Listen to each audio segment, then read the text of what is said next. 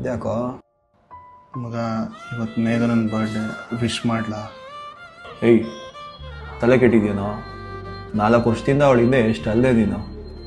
ಅವಳಿನ ಮರೆತು ಆರಾಮಾಗಿದ್ದಾಳೆ. ನೀನೇ ಚಪ್ಪರ್ ಥರ ಅಲ್ಕೊಂಡಿರೋದು. ಮಾಡೋ ಕೆಲಸ ಮಾಡೋ ಫಸ್ಟು.